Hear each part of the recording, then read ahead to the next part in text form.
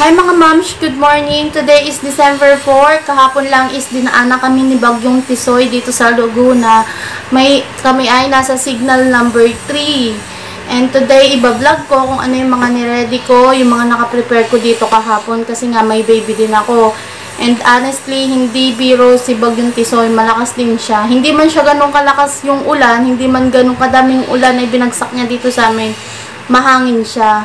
And kahapon nga hindi nga ako nagbukas ng tindahan kasi yung tindahan ko yung inaangat lang, yung ginagamitan ng kahoy pang tukod.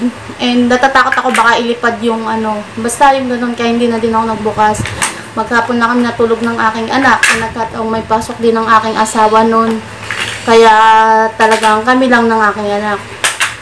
First of all pa lang, ginawa namin, gabi pa lang yung asawa ko. Kasi di ba may tinda din akong mga purified water dito. Sakto, meron ng mga walang laman.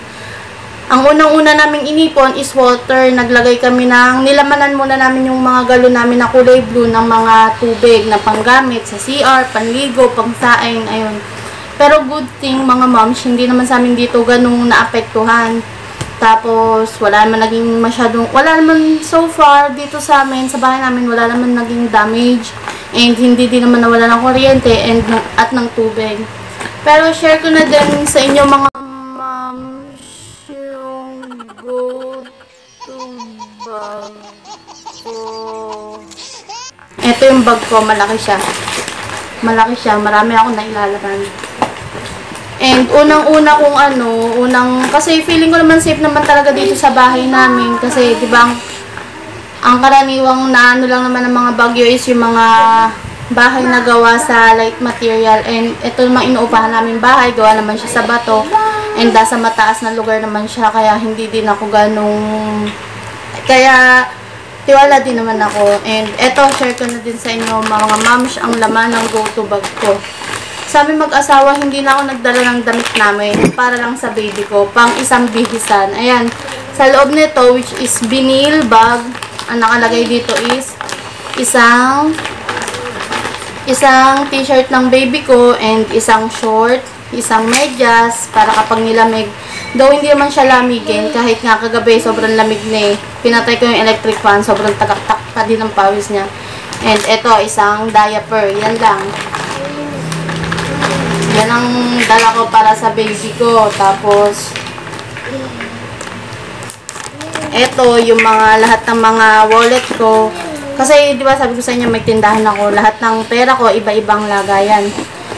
Sinigurado ko na para in case of emergency, na kailangan din namin lumikas. Ito yung mga wallet ko. Ito yung wallet ko sa tindahan. Nandito yung ito yung wallet ko sa tindahan, lagay ng benta, and then ito yung personal wallet ko, coin purse, at saka yung wallet, andito yung mga IDs, andito yung mga coins, yung mga card ko na ginagamit sa Mercury Drug, sa Super 8, sa Jollibee, Suki card, mga gano'n. Tapos dito yung pera ng baby ko, yung napamaskuhan niya. Andito pa yung malulutong niyang pera. Ayan mga moms, bit-bit ko lahat ng wallet para kahit na anong mangyari, mag-evacuate man kami, may dala-dala kaming cash. Isa sa pinaka-importante yung mga moms yung pera, alam niyo naman. Tapos, eto, tissue. Tissue? Facial tissue para kahit na anong mangyari, may pamunas. And eto, wipes, wet wipes. Yan.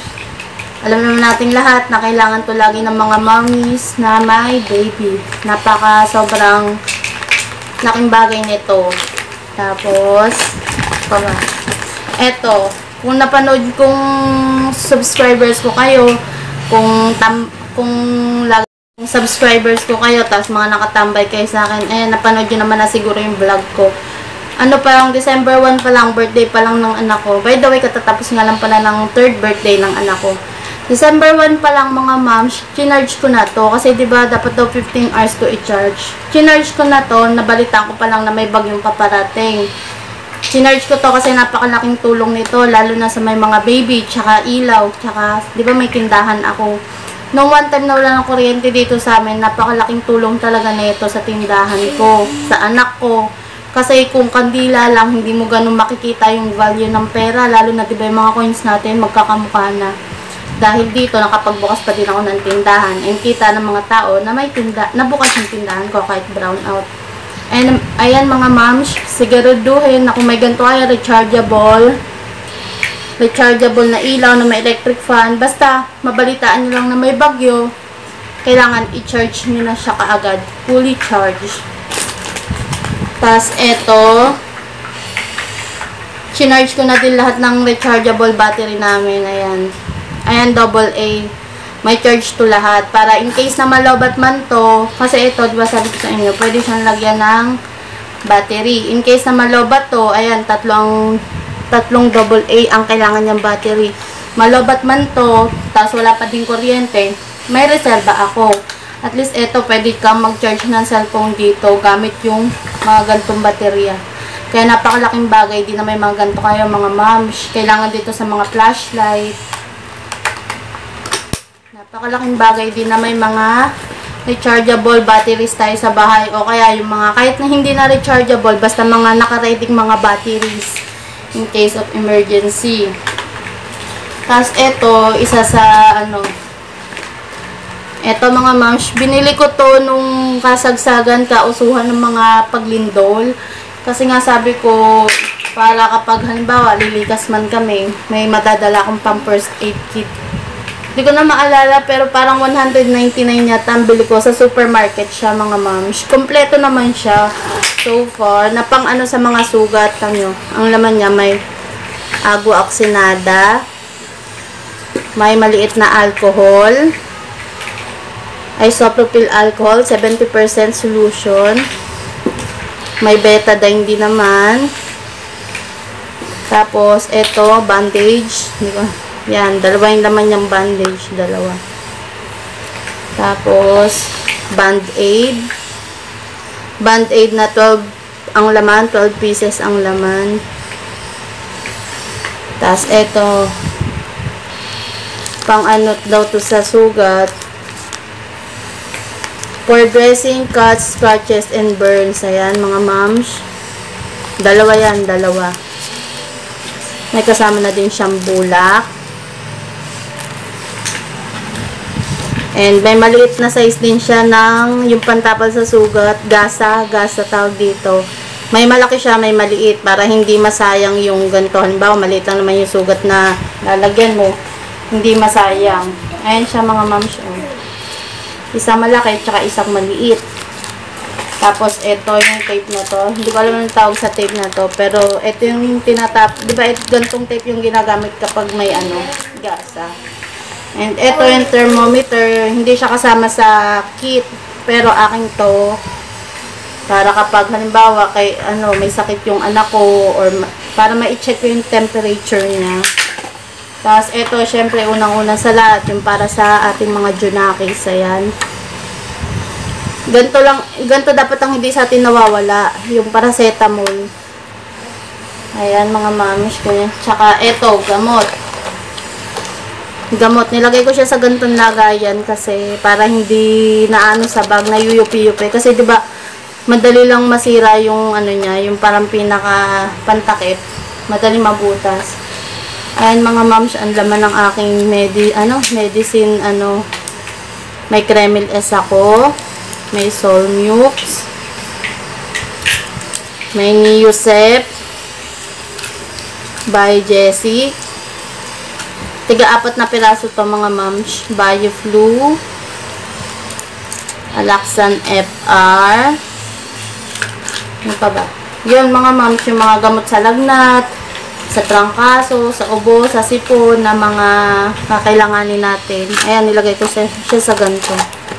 Nasa bag ko din yan para in case of emergency, may magagamit kami. Tapos, payong na maliit, lang siya, yung isang dangkal lang para hindi siya masyadong gagamit ng madaming space sa bag.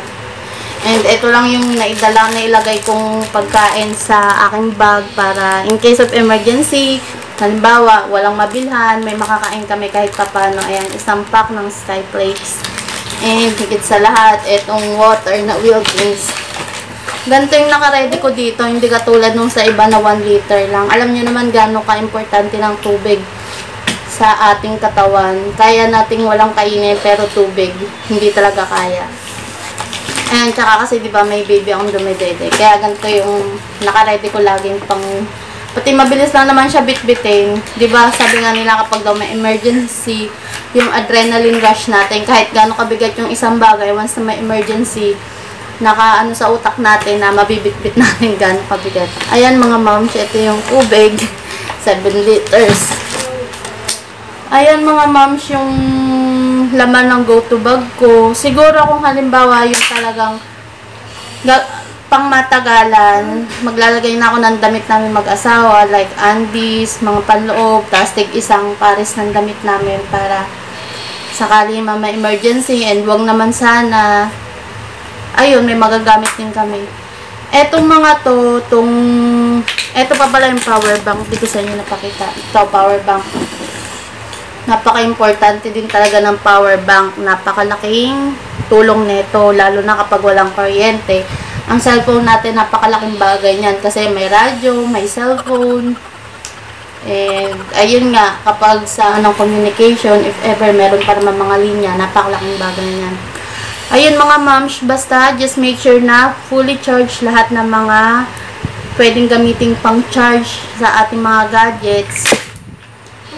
Ayun lang sa ngayon mga moms, sana nakatulong ako sa inyo, sana nabigyan ko kayo ng idea kung ano ba yung mga bagay na dapat dalhin in case of emergency. And kung may mga tips kayo mga moms or mga tips, mga bagay na kulang, na sa tingin nyo kulang sa go-to bag ko, comment down na lang kayo sa comment section and mag-share tayo ng mga ideas, mga tips sa mga tulad ko na first time moms. And don't forget to like and subscribe to my channel. Thank you so much. Bye-bye!